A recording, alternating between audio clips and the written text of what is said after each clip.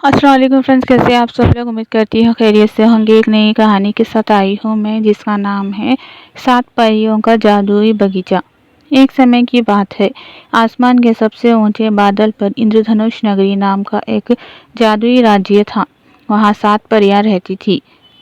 रूही परी, सोनल परी, नीला परी, हरी परी, गुलाबी परी, चमकी परी और सफ़ेद परी। इन 7 परियों के पास अलग अलग जादुई शक्तियाँ थीं।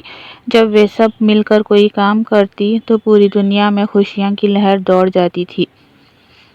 एक दिन इंद्रधनुष नगरी के राजा ने कहा, मेरी प्यारी परियों, नीचे धरती पर लोग दुखी हैं, फसलें सूख रही हैं और पेड़ों पर फूल नहीं खिल रहे। कोई तो जाकर धरती को फिर से हरा भरा करे। 7 परियां तुरंत तैयार हो गई। उन्होंने अपने इंद्रधनुष पंखों को फैलाया और धरती की ओर उड़ चली।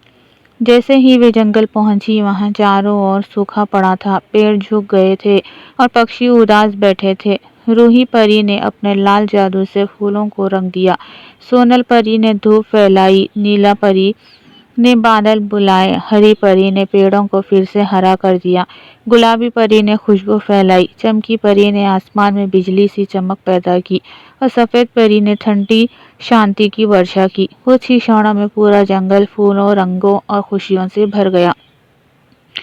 लेकिन तभी पास की गांव का एक लालची व्यापारी आया। उसने कहा, अगर मेरे पास इन परियों की जादू की बोतलें हो तो मैं पूरी दुनिया बेच दूं। ये सुनकर परियां मुस्कुराई। रूही परी बोली, जादू कभी किसी की एक के लिए नहीं, सबके लिए होता है। और उन्होंने अपनी चमकती हुई छड़ी घुमाई। व्यापारी की बोतल मिट्टी में बदल गई।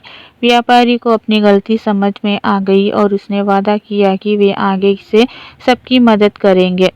7 परियां वापस इंद्रधनुष नगरी लौट आई। वहां से राजा ने कहा, तुम सब ने धरती को जीवन दिया। अब हर बार जब बारिश के बाद आसमान में इंद्रधनुष दिखेगा, लोग तुम्हें याद करेंगे।